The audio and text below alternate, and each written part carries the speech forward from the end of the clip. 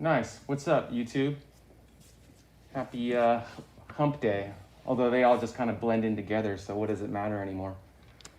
Oh, just wear your freaking mask. It's not that hard, okay? It really isn't.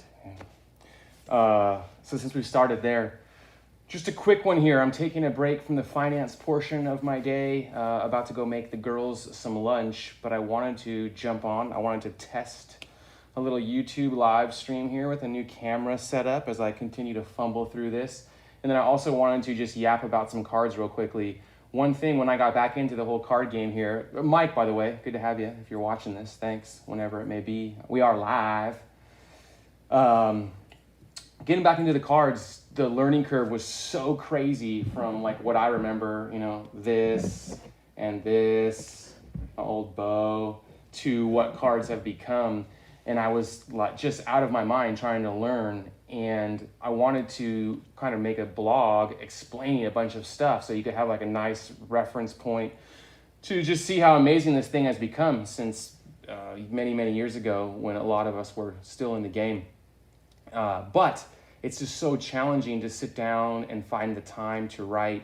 So I figured, why not just jump on live and we'll kind of archive these, so I'll keep it quick. We've just started doing some breaks and all kinds of fun stuff here with the fam, but I've also been pushing it out there to a lot of people I know, showing you about our breaks, telling you to jump on in, and the interest is percolating, but I realized that I'm a few steps ahead of you guys. I've been back in here for a couple months and this thing's still super niche, even though it's about sports and very mainstream. The cards itself are still really niche, but I think primed for an explosion. So I need to kind of help educate a little bit and get you up to speed. It's hard to do that during the breaks because we're opening cards and going through it. So I thought I would start to make just some quick hitter videos and talk about some of the cool new stuff that you really should be aware of and make it maybe when you're watching one of our breaks, getting closer and closer to actually jumping in. And like I said, if you're starting to peek down this rabbit hole of sports cards, keep looking. I implore you to do it. You're not going to regret it. It's so fun. And sports, hopefully, are getting fired back up here in the next week or two. And so it'll be even better when all the players we're collecting or speculating on can actually be performing. And we can see some market movement. And it's going to be fun. It's going to be awesome. So a couple things. Yeah, again, here's some old cards, right? An old Oral. This is like the early iterations of a gold card. This is 92 tops. One of my favorite cards ever. I love Oral. So they still do that, Like, for example, Ken Griffey Jr., 89 upper deck. This is the base card. It's his rookie. There's only one Ken Griffey Jr. card in that set in 89 upper deck. It's this picture. That was his baseball card. There it is. Nowadays, they have tons of different variations of the same card. So, for example, here is a Dustin May 2020 Top Series 1 rookie card. It's his base rookie card. It's got all the good stuff on there, okay? All his stats, just like you remember it. Everything's the same there. Nice little rookie card symbol on there. And then there is that same card, but several different iterations of it. We've got like this. It's a rainbow foil, okay? We've got a gold foil. We've got advanced stats. So this one you can see has got a serial number on the back where this is number 295, only 300 of this one. Our original base card, you can see there's no markings, there's no numbering on it, whereas this guy does. So this is got some scarcity. It's a serial number, it's the only one that's 295, of 300. So there are a lot of different iterations of the base cards. Now, obviously, this one is worth significantly more than this one. And there's ones that go down to 50. There's ones that are 1 of 1. So these serial numbered cards are something new to many of us, and it's really nice. It creates some supply and demand, quite frankly. We have no idea how many of these were printed, but I know there are 300 of this one that exists. And like I said, we get down to 50, of 25, of 10. So really unique and makes it really cool. Here's another example of a numbered card. So this is a 2020 Topps Finest Mookie Betts, one of the first ones that we got where he's in a Dodgers uniform. Mookie hit a leadoff shot last night in an inter-squad game, just golfed one out. It was sweet. So this is a purple refractor. You can see on there, this one's numbered to 123 of 250. This particular set has different colors as well. There's orange ones that are numbered to 25. There's gold that's numbered to 50. And then there's the regular base cards. So same thing, numbered cards, some scarcity, kind of something cool to collect. I'll see a lot of people will have like every single color of this Mookie in this set. And it's just kind of a neat thing, depending on what your collecting goals are, to go after and do. So you've got those variations. Now, in addition to those, on that Dustin May, that one we're showing you, there are some other picture variations of this that are real limited. There's one where it's his head and he's got some glasses on, and it's just like a side profile shot, and that's a short print. I'd show it to you, but mine's actually out for grading. So hopefully it'll come back as a 10, and we'll talk about grading in a second, and I'll show it to you then. So in addition to, again, the different colors of card, the gold, the rainbow, there's those action and picture variants. So here's another example of it. These is all 2020 Topps Heritage. These are all Cody Bellinger. So this is all from the same set. Brooklyn and I pulled all of these, just ripping open packs. It was kind of the first thing that we really got on, was Topps Heritage and Topps Series 1. We started there. So this is a mini card. There are 25 of this cards in this little mini set. They come in, I believe, the retail pack. So there's certain cards that are only available in certain types of packs. We'll talk about that soon enough. But there's the mini, okay? And then here is, let's go to the base card. I don't even have the base card here, okay? But the base card looks like it's this picture with the red Dodgers, and it has Cody's autograph like that on it. It's not a real auto, it's a print. Now this one is a variation because it's missing the autograph. So it's kind of like an intentional air card from back in the day. The Billy Ripken bat knob, that's what it is. So this one's special, it's rare because it does not have the autograph. Now on this one, okay, tell me what's different about the two of them. Silver Dodger logo. So this one has the autograph, but it's got a different color logo. So this makes this thing more special. This guy, you can see different picture on this one.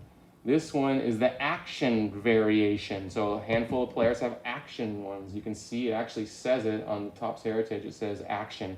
On the other ones, and we don't need to get too deep into the weeds, you can tell on these because of the serial numbers, they end in a certain sequential set. So we'll print that. I'll pop that up maybe on the website in the tutorial section, and we'll take a look at that. So here's a different version, okay, of that same Cody. We saw that one, the red name. Here is the silver, this is missing signature, silver name. Here is a mini. Now on this thing, you can see this one's also numbered. So this is 27 of 100. This came out of a pack, and same card, but just a miniature version. There's only 100 of them printed. It's worth some bucks. This is a purple refractor. So again, it's our same image, but a slight variation of the card. These come like inserted into packs.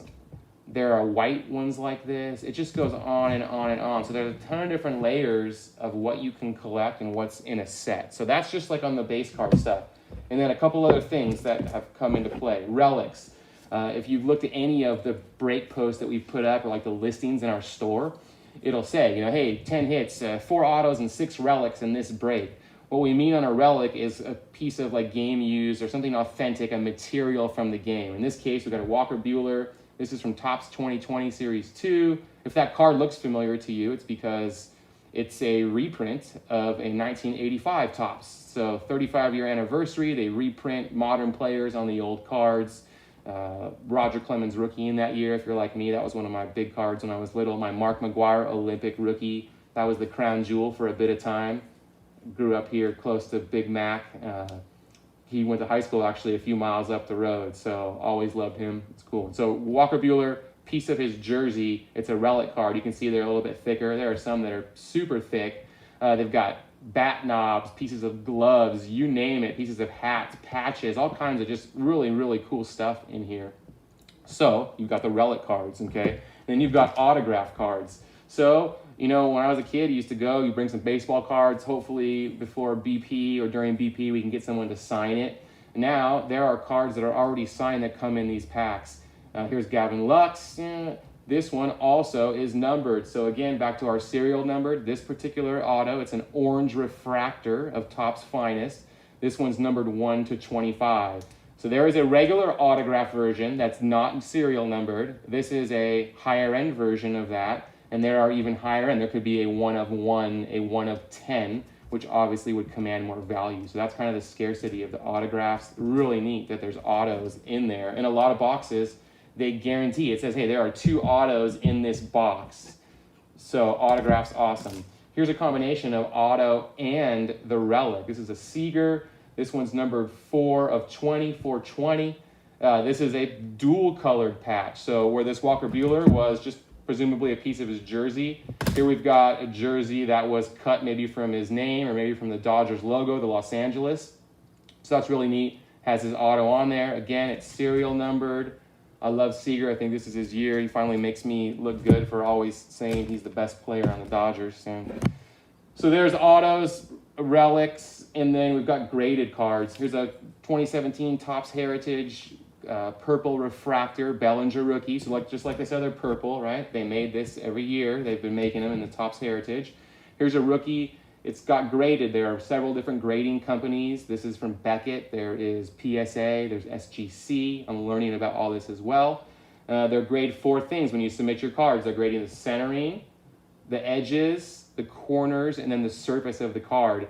This one has 9.5s all around. It's out of a 10 scale. And so this is a true 9.5, I suppose you can say. The surface, I just had a Kobe Bryant that I posted on our Instagram this morning, and that one's got 9s and then a 7 on surface, and it brings the card grade down to an 8. So I bought that card like that. I didn't send it into grading. I'm still waiting for my first grading haul to come back from both PSA and SGC. We'll definitely go through those. I hope I chose correctly. Whoever sent that Kobe in clearly missed something on the surface. Now, it's encased, so I haven't broken it open to see. But my guess is that I would take out a magnifying glass and I would see something significant on there. So that might not have been one that I sent in, because to get them graded, it costs money. You pay to get them, cataloged, analyzed, evaluated, and then encased. But it raises the value exponentially. So in some cases, it's really good to get it graded. In some cases, it may not be. This is called a raw card. This is a graded card. Just a few things. I don't want to go on too long, so I'm going to cap it right there. Here's the thing, is that this amazing stuff, this is like artwork now, you guys. I mean, cards, this was cool. It's a picture of a card, but now this is just awesome. I mean, I'm not going to buy art and hang it on the wall inside the house, but I'm excited to show my buddies whenever we can all hang out again one day. The Bellinger collection, I'm excited to share on Instagram with you guys, and right here too. So it's really cool art.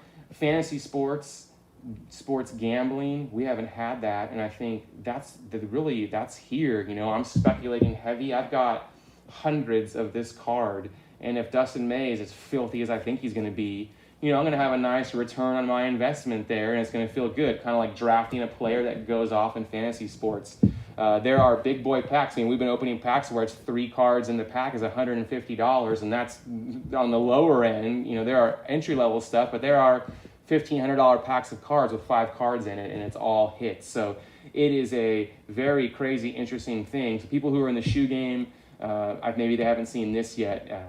Having a bunch of shoes on ice or whatever it's in your room, that's awesome. But these things are tangible. There's a real marketplace to sell them on eBay and other stuff. So it's wild. I'll keep repeating myself if I go on. I hope there was some new things in here. Give me a subscribe or shoot me some comments, even if it's like, hey, dude, that was horrific. Don't do that again. Because I like this. I like just going on live and running my mouth for a bit. I think there's some value, and I want everyone to kind of figure this out, because it's amazing. And you don't want to pay attention to the stock market or your investments, but I know you want to hear. And I've seen just the amount of people trying to hustle and think outside of the box with respect to cards, that it's going to just help your hobby and then also all other endeavors. So cards are amazing. I'm back in. I'm all in. I got the kids and girls along with me. I hope that you want to explore the surface a little bit, and I'll see you on the next one. We're going to break some cards tonight too, so we'll post that. Have a good afternoon. I'm going to go make some